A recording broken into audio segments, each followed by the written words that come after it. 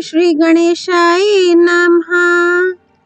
नारायणं नमस्कृते नरं चैव नरोत्तमं देवीं सरस्वतीं व्यासं ततो जयमुदीरयेत्। संक्षिप्त महाभारत शांति पर्व अध्याय 562 से 564। अध्याय 562। अब बुद्धि पूर्वक किए हुए पाप की निवृत्ति के विषय में राजा जन्मेजय और इंद्रोत मुनि का प्रसंग। राजा युधिष्ठिर ने पूछा, पितामह, यदि कोई पुरुष अनजान में किसी प्रकार का पाप कर्म कर बैठे तो वह उससे किस प्रकार मुक्त हो सकता है? भीष्म जी बोले, राजन, इस विषय में शुनक के वंश में उत्पन्न हुए इंद्रोत मुनि ने राजा जन्मेजय को जो बात सुनाई थी वही प्राचीन प्रसंग मैं तुम्हें सुनाता हूँ। पूर्व काल में परीक्षित का पुत्र राजा जन्मेजय बड़ा ही पराक्रमी था। उसे बिना जाने ही ब्रह्म हत्या का पाप लग गया, इसलिए उसके पुरोहित और सब ब्राह्मणों ने उसका परित्याग कर दिया। इस पाप की आग से वह रात दिन जलता रहता था, इसलिए अंत में राज्य छोड़कर वन में चला गया। वहाँ वह बड़ी तीव्र तपस्या करने लगा।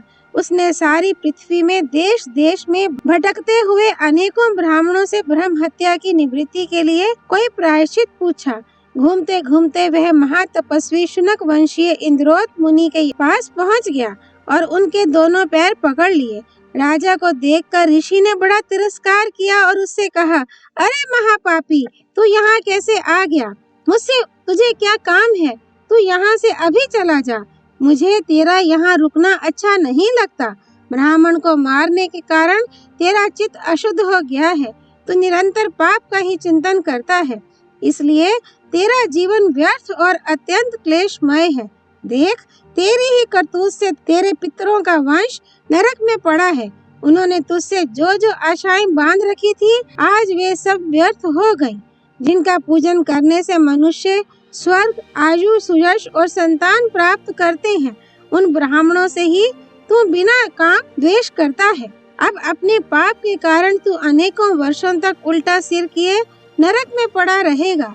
वहाँ लोहे के समान चोंचों वाले गिद्ध और मोर तुझे नोच नोच कर दुखी करेंगे और उसके बाद भी तुझे किसी पाप योनि में ही जन्म लेना पड़ेगा। यदि तू ऐसा समझता हो कि जब इस लोक में ही पाप का कोई फल नहीं मिलता तो परलोक में ही क्या रखा है, तो इस बात का निश्चय तुझे यमदूत करा देंगे। मुनिवर इंद्रोत के इस प्रकार कहने पर राजा जन्मेजय ने कहा, मुने, मैं अवश्य धिक्कार के ही योग्य हूँ, अतः आपने मुझे जो भला बुरा कहा है वह उचित ही है। मैं आपकी कृपा का भिखारी हूँ। मैं परिताप अग्नि में अपनी सारी पाप राशि को भस्म कर रहा हूँ। अपने कुकर्मों पर दृष्टि जाने से मेरे मन में तनिक भी चैन नहीं है। मैं सच कहता हूँ, यमराज से भी मुझे बड़ा भय लग रहा है। मेरे हृदय में जो ये पाप का कांटा साल रहा है, उसे निकाले बिना मैं कैसे जीवित रह सकता हूँ? अतः आप मुझे इससे मुक्त होने का कोई उपाय बताइए। मैं चाहता हूँ किसी प्रकार मेरे वंश का नाश ना हो, ये संसार में बराबर बना रहे। अपने कर्म के लिए मुझे अत्यंत खेद है। अब तो जैसे बने वैसे मेरी रक्षा कीजिए। पंडित लोग जैसे बालक की बुद्धि पर ध्यान नहीं देते और पिता जैसे पुत्र के अपराध की ओर ध्यान नहीं करते, उसी प्रकार मेरी बुद्धि और करनी पर ध्यान ना देकर आप मुझ पर प्रसन्न होइए। इंद्रोत ने कहा, तुम ब्राह्मणों की शक्ति और वेद शास्त्रों में बतलाया हुआ उनका महात्म्य तो जानते ही हो, इसलिए ब्राह्मणों की शरण लो और ऐसा काम करो जिससे तुम्हें शांति मिले। प्रसन्न हुए ब्राह्मणों की शरण जाने से ही तुम्हारी परलोक में रक्षा होगी, अथवा यदि तुम अपने पापों के लिए पश्चाताप करते हो तो सदा धर्म पर ही दृष्टि रखो। जन्मेजय ने कहा, मैं अपने पाप के कारण बहुत संतप्त हूँ। अब आगे मैं कभी धर्म का लोप नहीं करूँगा। मुझे कल्याण की इच्छा है और अब मैं आपकी सेवा में उपस्थित हूँ, इसलिए आप मुझ पर प्रसन्न होइए। इंद्रोत ने कहा, राजन, मैं भी यही चाहता हूँ कि तुम दंभ और मान को छोड़कर मेरे प्रति सच्ची प्रीति रखो, समस्त प्राणियों के हित में तत्पर रहो और अपने धर्म पर दृष्टि रखो। मैं अब केवल धर्म समझकर ही तुम्हें स्वीकार कर रहा हूँ।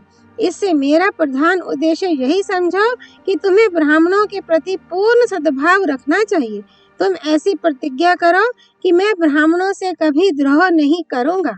जन्मेजय बोला, ब्राह्मण, मैं आपके चरण स्पर्श करके प्रतिज्ञा करता हूँ कि अब कभी मन, वचन या कर्म से ब्राह्मणों के साथ द्रोह न करूँगा। इंद्रोत ने कहा, राजन, अब तुम्हारा चित्त बदल गया है, इसलिए मैं तुम्हें धर्म का उपदेश करूँगा। लोग कहते हैं कि यदि राजा दुष्चरित्र हो तो अवश्य ही वह सारे राष्ट्र को संतप्त कर डालता है। तुम भी पहले ऐसे ही थे, किंतु अब तुम्हारी दृष्टि धर्म पर है। संपन्न मनुष्य उदार, कृपण या तपस्वी कुछ भी हो सकता है, किंतु यदि बिना विचार किए कोई काम किया जाता है तो उससे दुख ही होता है। प्रत्येक काम सोच समझकर करना ही अच्छा है। यज्ञ, दान, दया, वेद और सत्य, ये पांचों ही पवित्र हैं। इनके सिवा अच्छी प्रकार से किया हुआ तप भी परम पवित्र है और यही राजा को पूर्णतया पवित्र करने वाला है। उसका अच्छी तरह अनुष्ठान करने से तुम परम कल्याणकारी धर्म की उपलब्धि कर सकते हो। इसी प्रकार पवित्र क्षेत्रों की यात्रा से भी बड़ा पुण्य होता है। कुरुक्षेत्र पवित्र स्थान है, उसकी अपेक्षा सरस्वती नदी अधिक पवित्र है। सरस्वती से भी दूसरे कई तीर्थ ज्यादा पवित्र हैं और उनमें भी पृथुदक विशेष पवित्र है। उसमें स्नान करने और उसका जल पीने से मनुष्य को चाहे वह कल ही क्यों न मर जाए, इसकी चिंता नहीं सताती, अर्थात उसका जीवन सफल हो जाता है। यदि तुम महासरोवर, पुष्कर, प्रभास, उत्तर मानसरोवर, कालोदक तथा दृष्टवती और सरस्वती नदी के संगम मानसरोवर आदि तीर्थों में जाकर स्नान करोगे तो तुम्हें दीर्घ आयु प्राप्त होगी। इसके सिवा तुम्हें ब्राह्मणों की प्रसन्नता भी संपादन करनी चाहिए। वे तुम्हारा तिरस्कार करें और तरह तरह से तुम्हारी उपेक्षा करें, तो भी तुम ऐसा नियम कर लो कि मैं उन्हें कभी कष्ट नहीं पहुंचाऊंगा। इस प्रकार अपने सब काम करते हुए तुम परम कल्याण प्राप्त कर सकते हो। यदि मनुष्य से कोई अपराध बन जाए तो उसके लिए पश्चाताप करने से वह पाप से मुक्त हो जाता है। यदि दूसरी बार फिर पाप बन जाए तो अब फिर ऐसा काम नहीं करूँगा, ऐसी प्रतिज्ञा करने से पाप मुक्त हो सकता है तथा ऐसा निश्चय करे कि अब भविष्य में सर्वदा धर्म का ही आचरण करूँगा, तो तीसरी बार के पाप से भी मुक्ति हो जाती है।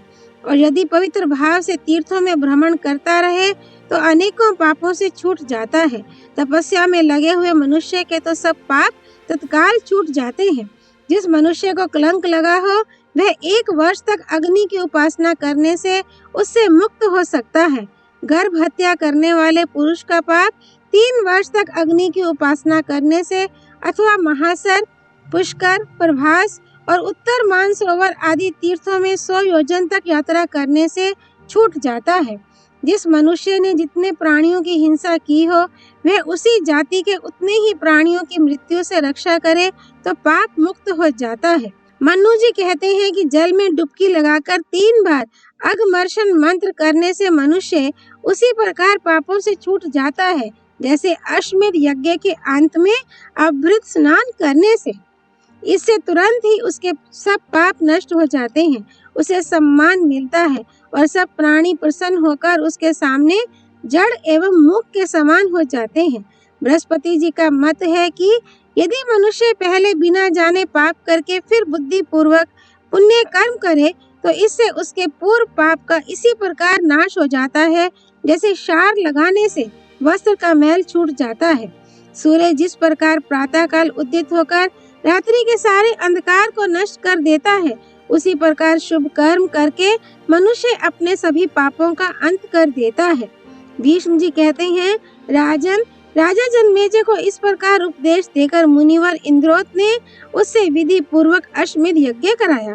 इससे उसका सब पाप नष्ट हो गया और वह प्रज्वलित अग्नि के समान दीप्यमान होने लगा। अध्याय 563 मृतक की पुनर्जीवन प्राप्ति के विषय में एक ब्राह्मण बालक के जीवित होने का प्रसंग। राजा युधिष्ठिर ने पूछा, पितामह, क्या आपने कभी कोई ऐसा पुरुष देखा या सुना है जो एक बार मरकर फिर जी उठा हो? भीष्म जी बोले, राजन, पूर्व काल में नैमिषारण्य क्षेत्र में गिद्ध और गीदड़ के संवाद रूप से एक घटना हुई थी, वह तुम सुनो। एक बार किसी ब्राह्मण का बड़ी कठिनता से प्राप्त हुआ सुंदर बालक बाल्यावस्था में ही चल बसा। तब उसके कुछ संबंधी शोक से रोते बिलखते उसे लेकर शमशान में गए। वे बालक को हृदय से लगाकर अत्यंत करुण क्रंदन करने लगे। उन्होंने उसे पृथ्वी पर रख तो दिया, किंतु वहां से लौटने का साहस न कर सके। उनके रोने का शब्द सुनकर वहां एक गिद्ध आया और उनसे कहने लगा, अब तुम अपने इस एकमात्र बालक को छोड़कर चले जाओ, व्यर्थ विलंब मत करो। जो लोग अपने मृतक संबंधियों को लेकर शमशान में आते हैं और जो नहीं आते, उन सभी को अपनी आयु समाप्त होने पर संसार से कूच करना ही पड़ता है। ये शमशान भूमि गिद्ध और गिद्धड़ों से भरी हुई है। इसमें सर्वत्र नर कंकाल दिखाई पड़ रहे हैं, इसलिए ये सभी प्राणियों के लिए भयावह है। आप लोगों को यहाँ अधिक नहीं ठहरना चाहिए। प्राणियों की गति ऐसी ही है कि एक बार काल के गाल में पड़ जाने पर फिर कोई जीव नहीं लौटता।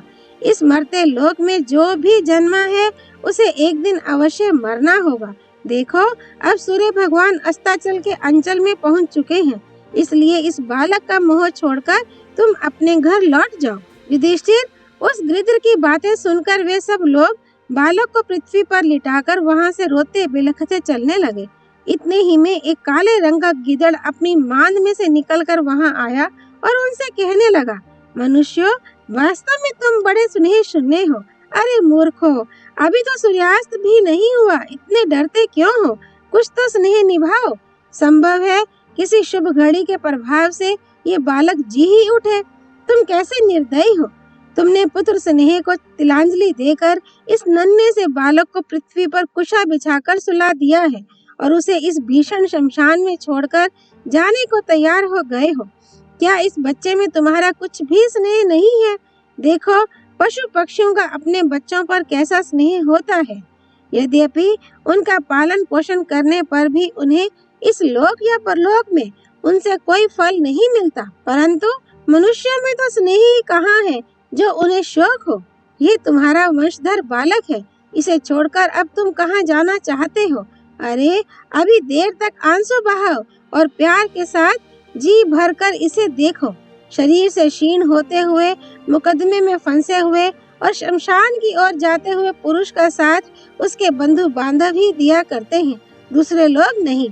हाय, इस कमल नयन बालक को छोड़कर जाने के लिए तुम्हारे पैर कैसे उठते हैं। गिद्ध की ये बातें सुनकर वे सब लोग उसी समय शव के पास लौट आए। अब वे गिद्ध कहने लगा, अरे बुद्धिहीन मनुष्यों, इस अत्यंत तुच्छ मंदमती गिद्ध की बातों में आकर तुम लौट कैसे गए? थोथे काट के समान इस पंचभूतों के छोड़े हुए चेष्टाहीन शरीर के लिए तुम शोक क्यों करते हो? अब तुम तीव्र तपस्या में लग जाओ, उससे तुम्हारे सब पाप नष्ट हो जाएंगे। देखो, तपस्या के प्रभाव से सब कुछ मिल सकता है। व्यर्थ विलाप करने में क्या रखा है? धन, गौ, सोना, मणि, रत्न और पुत्र, सबका मूल तप ही है। तप ही से ये सब चीजें मिल सकती हैं। मनुष्य अपने पूर्व जन्म के कर्मों के अनुसार ही सुख दुख को लेकर जन्मता है। पिता के कर्मों से पुत्र और पुत्र के कर्मों से पिता बंधा हुआ नहीं है। सब अपने अपने पाप पुण्यों से बंधे हैं और अंत में इस मृत्यु मार्ग से ही जाते हैं। अतः तुम प्रयत्न पूर्वक धर्म का आचरण करो, अधर्म में मन मत ले जाओ तथा देवता और ब्राह्मणों के साथ समयानुसार बर्ताव करो। शोक और दीनता छोड़ दो, पुत्र की मोह ममता से दूर हो जाओ, इसे यहीं खुले मैदान में छोड़कर चले जाओ। देखो, कोई कैसा ही प्यारा हो, यहाँ छोड़कर फिर किसी के बंधु बांधव इस स्थान पर अधिक देर नहीं ठहरते। उन्हें अपने स्नेह बंधन तोड़कर आंखों में आंसू भरे लौटना ही होता है। कोई बुद्धिमान हो या मूर्ख, धनवान हो या निर्धन, उसे अपने शुभ शुभ कर्मों को लेकर काल के अधीन होना ही पड़ता है। अच्छा, शोक करके ही तुम क्या कर लोगे? सबका शासक तो काल ही है, जो सबको एक नजर से देखता है। ये कराल काल युवा, बालक, वृद्ध और गर्भस्थ जीवों को भी लील जाता है। इस संसार की ऐसी ही गति है। इस पर गिद्ध ने कहा, अरे तुम तो पुत्र स्नेह में भरकर बहुत चिंतातुर थे, किंतु इस मंदमती गिद्ध ने तुम्हारे स्नेह को शिथिल कर दिया है। इसी से उसकी सरल युक्ति युक्त और विश्वसनीय सी जान पड़ने वाली बातों में आकर तुम लोग स्नेह को तिलांजलि देकर घर लौटने के लिए तैयार हो गए हो। आखिर यह तुम्हारे ही रक्त और मांस से बना है, तुम्हारे आधे शरीर के समान है और अपने पितरों के वंश की वृद्धि करने वाला है। इसे वन में छोड़कर तुम कहाँ जाओगे? अच्छा, इतना ही करो कि जब तक सूर्य अस्त ना हो तब तक यहाँ ठहरो। उसके बाद तुम इसे या तो साथ ले जाना या यहीं बैठे रहना। गिद्ध ने कहा, मनुष्यों, मुझे जन्म लिए आज 1000 वर्ष से अधिक हो गए, किंतु मैंने तो कभी किसी स्त्री, पुरुष या नपुंसक को मरने के बाद फिर जीवित होते नहीं देखा। देखो, इसका मृत देह निस्तेज और काठ के समान हो गया है। ऐसे प्राणहीन शरीर को छोड़कर तुम चले क्यों नहीं जाते हो? तुम्हारा ये स्नेह और परिश्रम तो व्यर्थ ही है, इससे कोई फल हाथ लगने वाला नहीं है। मैं तुमसे अवश्य कुछ कठोर बातें कह रहा हूँ, परंतु ये हेतु गर्भित हैं और मोक्ष धर्म से संबंध रखने वाली हैं। इसलिए मेरी बात मानकर तुम अपने अपने घर चले जाओ। किसी मरे हुए संबंधी को देखकर और उसके कामों को याद करके तो मनुष्य का शोक दुगना हो जाता है। गिद्ध की ये बातें सुनकर सब लोग लौटने लगे। उसी समय गीदड़ तुरंत उनके पास आया और कहने लगा, भैया देखो तो सही, इस बालक का रंग कैसा सोने के समान देदीप्यमान है। ये एक दिन अपने पितरों को पिंडदान करेगा। तुम इस गिद्ध की बातों में आकर इसे छोड़े क्यों जाते हो? इसे छोड़कर जाने से तुम्हारे स्नेह, वियोग, व्यथा और रोने धोने में तो कमी आवेगी नहीं। हाँ, तुम्हारा संताप अवश्य बढ़ जाएगा। एक बार राजऋषि श्वेत का भी बालक मर गया था, किंतु धर्मनिष्ठ श्वेत ने उसे फिर जीवित कर लिया था। इसी प्रकार यदि तुम्हें भी कोई सिद्ध, मुनि या देवता मिल जाए तो वे रोते देखकर तुम्हारे ऊपर कृपा कर सकते हैं। गीदड़ के इस प्रकार कहने पर वे सब लोग फिर शमशान में लौट आए और उस बालक का सिर गोद में रखकर फूट फूट कर रोने लगे। उनके रुदन का शब्द सुनकर गिद्ध ने उनके पास आकर कहा, अरे लोगों, तुम इस बालक को अपने आंसुओं से क्यों भिगो रहे हो तथा हाथों से दबा दबा कर क्यों इसकी मिट्टी खराब कर रहे हो? ये तो धर्मराज की आज्ञा से सदा के लिए सो गया है। जो बड़े भारी तपस्वी, धनी और बुद्धिमान होते हैं, उन्हें भी मृत्यु के हाथों में पड़ना ही होता है और अंत में उन्हें भी इस शमशान भूमि में ही आश्रय मिलता है। अतः बार बार लौटकर शोक का बोझा सिर पर धारण करने से कोई लाभ नहीं है। अब इसके पुनर्जीवन की कोई आशा नहीं है। जो व्यक्ति एक बार देह से नाता तोड़कर मर जाता है, वह फिर उसी शरीर में नहीं आ सकता। यदि सैकड़ों गीदड़ भी इसके लिए अपना शरीर बलिदान कर दे, तो भी अब यह बालक नहीं जी सकता। हाँ, यदि रुद्रदेव, स्वामी कार्तिकेय, ब्रह्मा या विष्णु इसे वर दे तो ये जी सकता है। तुम्हारे आंसू बहाने, लंबे लंबे श्वास लेने या डींग फोड़कर रोने से इसे पुनर्जीवन नहीं मिल सकता। अतः बुद्धिमान पुरुष को अप्रिय आचरण, कटु भाषण, दूसरों के साथ द्रोह, अधर्म और असत्य का दूर से ही त्याग कर देना चाहिए तथा धर्म, सत्य, शास्त्र ज्ञान, न्याय, सर्वभूत दया, अकुटिलता और सृजनता आदि गुणों का प्रयत्न पूर्वक संपादन करना चाहिए। अब मर जाने पर इस बालक के लिए रो रो कर तुम क्या कर लोगे? गिद्ध के ऐसा कहने पर वे उस बालक को वहीं पृथ्वी पर पड़ा छोड़कर रोते बिलखते घर लौटने लगे। इसी समय गीदड़ फिर कहने लगा, अरे तुम्हें धिक्कार है, तुम इस गिद्ध की बातों में आकर बुद्धिहीनों की तरह पुत्र स्नेह को तिलांजलि देकर कैसे जा रहे हो? ये गिद्ध तो बड़ा पापी है। इसकी बात मानकर तुम इस रूपवान और कुल की शोभा बढ़ाने वाले बालक को छोड़कर कहाँ जाओगे? मैं सच कहता हूँ, मुझे अपने मन से तो ये बालक जीवित ही जान पड़ता है।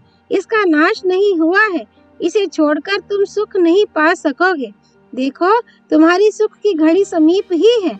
निश्चय रखो, सुख तुम्हें अवश्य मिलेगा। गिद्ध बोला, ये वन्य प्रदेश प्रेतों से भरा हुआ है। इसमें अनेकों यक्ष राक्षस रहते हैं, इसलिए ये बहुत ही भयानक है। तुम इस शव को यहीं छोड़कर सूर्यास्त होने से पहले ही इसका क्रिया कर्म कर दो। इस भयानक स्थान में जो जीव रहते हैं, वे सभी विकराल, कलेवर वाले और मांसाहारी हैं। रात में वे तुम्हें तंग करेंगे। यह वन्य भूमि बड़ी डरावनी है। यहाँ ठहरने से तुम्हें भय लगेगा। इस बालक का शरीर तो अब काठ के समान निष्प्राण है तुम इसे छोड़कर चले जाओ। गीदड़ ने कहा, ठहरो ठहरो, जब तक सूर्य का प्रकाश है तब तक यहाँ किसी प्रकार का खटका नहीं है। उस समय तक तो तुम स्नेह पूर्वक इस बालक को देखते हुए यहीं रहो और यथेच्छ विलाप करो। यदि तुम इस गिद्ध की कठोर और घबराहट में डालने वाली बातों में आ जाओगे तो इस बालक से हाथ धो बैठोगे। भीष्म जी कहते हैं, राजन, वे गिद्ध और गीदड़ दोनों ही भूखे थे, परंतु उनमें से गिद्ध तो यही कहता रहा कि अब सूर्यास्त हो गया है और गीदड़ ने यही कहा कि अभी अस्त नहीं हुआ। वास्तव में वे दोनों ही अपना अपना काम बनाने पर तुले हुए थे। दोनों ही ज्ञान की बातें बनाने में कुशल थे, इसलिए उनकी बात मानकर वे कभी तो घर जाने को तैयार होते और कभी फिर रुक जाते। अपना काम बनाने में कुशल गिद्ध और गीदड़ ने उन्हें चक्कर में डाल दिया और वे शोकवश रोते हुए वहीं खड़े रहे। इसी समय श्री पार्वती जी की प्रेरणा से उनके सामने भगवान शंकर प्रकट हुए। उन्होंने उनसे वर मांगने को कहा।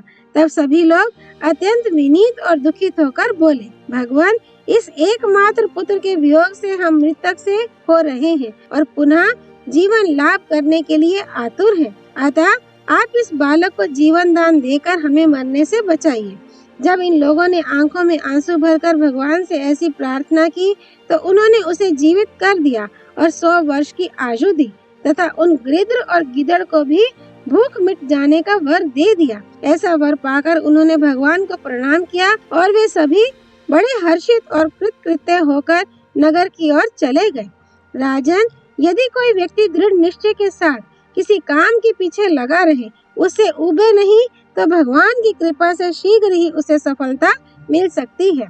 देखो, भगवान शंकर की कृपा से उन दुखी मनुष्यों ने सुख प्राप्त कर लिया और बालक को पुनर्जीवन मिलने से वे बड़े ही चकित और आनंदित हुए तथा उसे लेकर बड़े चाव से नगर में चले आए। जो पुरुष धर्म, अर्थ और मोक्ष का मार्ग प्रदर्शित करने वाले इस आख्यान को सुनता है, वह इस लोक और परलोक में निरंतर सुख पाता है। अध्याय 564। प्रबल शत्रु से बचने का उपाय बताने के लिए सेमल वृक्ष और वायु का प्रसंग। राजा युधिष्ठिर ने कहा, पितामह, यदि कोई कमजोर मनुष्य मूर्खता से अपने पास रहने वाले किसी बलवान मनुष्य से वैर बांध ले और वह क्रोध में भरकर आवे तो उसे उससे किस प्रकार अपना बचाव करना चाहिए। भीष्म जी बोले, भरत श्रेष्ठ, इस विषय में सेमल वृक्ष और वायु का संवाद रूप यह पुरातन इतिहास प्रसिद्ध है। बहुत दिन हुए हिमालय के ऊपर एक बहुत बड़ा सेमल का वृक्ष था। हरे भरे पत्तों से लदी हुई उसकी लंबी लंबी शाखाएं सब ओर फैली हुई थी। उसके नीचे अनेकों मतवाले हाथी और मृग आदि विश्राम करते थे। उसकी छाया बड़ी ही घनी थी तथा उसका घेरा 400 हाथ था। अनेकों व्यापारी और वन में रहने वाले तपस्वी लोग मार्ग में जाते समय उसके नीचे ठहरते थे। एक दिन श्री नारद जी उधर से होकर निकले। उन्होंने उसकी लंबी लंबी शाखाएं और चारों ओर झूमती हुई डालियां देखकर उसके पास जाकर कहा, शालमले, तुम बड़े ही रमणीय और मनोहर हो। वृक्ष पर्वत, तुम्हारे कारण हमें नित्य ही बड़ा सुख मिलता है। तुम्हारी छत्र छाया में अनेकों पक्षी, मृग और गज सर्वदा निवास करते हैं। मैं देखता हूँ तुम्हारी लंबी लंबी शाखा और सघन डालियों को वायु कभी नहीं तोड़ता। सो क्या पवन देव का तुम्हारे ऊपर विशेष प्रेम है अथवा वह तुम्हारा मित्र है जिससे कि इस वन में वह सदा ही तुम्हारी रक्षा करता रहता है। अजी, ये वायु तो जब वेग भरता है तो छोटे बड़े सभी प्रकार के वृक्षों और पर्वत शिखरों को भी अपने स्थान से हिला देता है। अवश्य भीषण होने पर भी तुमसे बंधुत्व या मैत्री मानने के कारण ही वायुदेव सर्वदा तुम्हारी रक्षा करता रहता है। मालूम होता है तुम वायु के सामने अत्यंत विनम्र होकर कहते होगे कि मैं तो आप ही का हूँ, इसी से वह तुम्हारी रक्षा करता है। सेमल ने कहा, ब्राह्मण, वायु ना मेरा मित्र है, ना बंधु है और ना सुहृद है। वह ब्रह्मा भी नहीं है जो मेरी रक्षा करेगा, किंतु मेरे अंदर जो भीषण बल और पराक्रम है उसके आगे वायु की शक्ति 18वें अंश के बराबर भी नहीं है। जिस समय वह वृक्ष, पर्वत तथा दूसरी वस्तुओं को तोड़ता फोड़ता मेरे पास पहुंचता है, उस समय मैं अपने पराक्रम से उसकी गति रोक देता हूँ। नारद जी ने कहा, शालमले, इस विषय में तुम्हारी दृष्टि निसंदेह ठीक नहीं है। संसार में वायु के समान तो कोई भी बलवान नहीं है। उसकी बराबरी तो इंद्र, यम, कुबेर और वरुण भी नहीं कर सकते, फिर तुम्हारी तो बात ही क्या है। संसार में जीव जितनी भी चेष्टाएं करते हैं, उन सब का हेतु प्राणप्रद वायु ही है। वास्तव में तुम बड़े ही सारहीन और दुर्बुद्धि हो, केवल बहुत सी बातें बनाना जानते हो, इसी से ऐसा झूठ बोल रहे हो। चंदन, स्पंदन, साल, सरल, देवदारू, बेन और धनवन आदि जो तुमसे अधिक बलवान वृक्ष हैं, वे भी वायु का ऐसा निरादर नहीं करते। वे अपने और वायु के बल को अच्छी तरह जानते हैं, इसी से वे सदा उसे सिर झुकाते हैं। तुम जो वायु के अनंत बल को नहीं जानते, ये तुम्हारा मोह ही है। अच्छा, तो अब मैं भी वायु के पास जाकर तुम्हारी ये बातें सुनाता हूँ। भीष्म जी कहते हैं, राजन, शाल्मली को इस प्रकार डपट कर ब्रह्मवेताओं में श्रेष्ठ नारद ने वायुदेव के पास आकर उसकी सब बातें सुना दी। इससे उसे बड़ा क्रोध हुआ और वह उस सेमल के पास जाकर कहने लगा, शाल्मले, जिस समय नारद जी तेरे पास होकर निकले थे, उस समय क्या तूने उनसे मेरी निंदा की थी? तू जानता नहीं, मैं साक्षात वायुदेव हूँ। देख, मैं अभी तुझे अपनी शक्ति का परिचय कराए देता हूँ। ब्रह्मा जी ने प्रजा की उत्पत्ति करते समय तेरी छाया में विश्राम किया था, इसी से मैं अब तक तुझ पर कृपा करता आ रहा था और तू मेरी झपट से बचा रहता था। परंतु अब तो तू एक साधारण जीव के समान मेरी अवज्ञा करने लगा। अच्छा, तो ले, मैं तुझे अपना रूप दिखाता हूँ, जिससे फिर कभी तुझे मेरा तिरस्कार करने का साहस ना हो। वायु के इस प्रकार कहने पर सेमल ने हंसकर कहा, पवन देव, यदि तुम मुझ पर कुपित हो तो अवश्य अपना रूप दिखाओ। देखें, क्रोध करके तुम मेरा क्या कर लेते हो। मैं तुमसे बल में कहीं बढ़ चढ़कर हूँ, इसलिए तुमसे जरा भी नहीं डर सकता। अजी, अधिक बलवान तो वे ही होते हैं जिनके पास बुद्धि बल होता है। जिनमें केवल शारीरिक बल होता है, उन्हें वास्तविक बलवान नहीं माना जाता। शाल्मली के ऐसा कहने पर पवन बोला, अच्छा, कल मैं तुझे अपना पराक्रम दिखाऊंगा। इतने ही में रात आ गई। शाल्मली ने अपने को वायु के समान बली न देखकर सोचा, मैंने नारद जी से जो कुछ कहा था वह ठीक नहीं था। बल में वायु के सामने मैं बहुत असमर्थ हूँ, इसमें संदेह नहीं। मैं तो दूसरे कई वृक्षों से भी दुर्बल हूँ, परंतु बुद्धि में मेरे समान उनमें से कोई नहीं है। अतः मैं बुद्धि का आश्रय लेकर ही वायु के भय से छूटूंगा। यदि दूसरे वृक्ष भी उसी प्रकार की बुद्धि का आश्रय लेकर वन में रहेंगे, तो निस्संदेह उन्हें कुपित वायु से किसी प्रकार की क्षति नहीं हो सकेगी। भीष्म जी कहते हैं, सेमल ने ऐसा विचार कर स्वयं ही अपनी शाखा, डालियां और फूल पत्ते आदि गिरा दिए तथा प्रातःकाल आने वाले वायु की प्रतीक्षा करने लगा। समय होने पर वायु क्रोध से सनसनाता और अनेकों विशाल वृक्षों को धराशायी करता हुआ वहां आया। जब उसने देखा कि वह अपनी शाखा और फूल पत्ते आदि गिराकर ठूंठ बना खड़ा है, तो उसका सारा क्रोध उतर गया और उसने मुस्कुराकर पूछा, अरे सेमल, मैं भी क्रोध में भरकर तुझे ऐसा ही कर देना चाहता था। तेरे पुष्प, स्कंद और शाखा आदि नष्ट हो गए हैं तथा अंकुर और पत्ते भी झड़ चुके हैं। अपनी कुमति से ही तू मेरे बल पराक्रम का शिकार बना है। वायु की ऐसी बात सुनकर सेमल को बड़ा संकोच हुआ और वह नारद जी की कही हुई बातें याद करके बहुत पछताने लगा। राजन, इस प्रकार जो व्यक्ति दुर्बल होने पर भी अपने बलवान शत्रु से विरोध करता है, उस मूर्ख को इस सेमल के समान ही संतप्त होना पड़ता है। इसलिए बलवान शत्रुओं से कभी वैर नहीं ठानना चाहिए, क्योंकि आग जैसे तिनकों में बैठ जाती है, उसी प्रकार बुद्धिमान की बुद्धि उसके नाश का कोई उपाय निकाल लेती है। वस्तुतः बुद्धि और बल के समान मनुष्य के पास कोई दूसरी चीज नहीं है। इसलिए समर्थ पुरुष को बालक, मूर्ख, अंधे, बहरे और अपने से विशेष बलवान के व्यवहार को सर्वदा सहते रहना चाहिए। ये बात मैं तुम्हारे अंदर खूब देखता हूँ। भरत श्रेष्ठ, यहाँ तक मैंने तुम्हें कुछ राजधर्म और आपद धर्म सुनाए। बताओ अब और क्या सुनाऊं? ओम तत्सत। नर नारायण भगवान श्री कृष्ण की जय। भगवती सरस्वती देवी की जय। भगवान व्यास अवतार श्री कृष्ण द्वैपायन की जय। श्री हरि अर्पणमस्तु।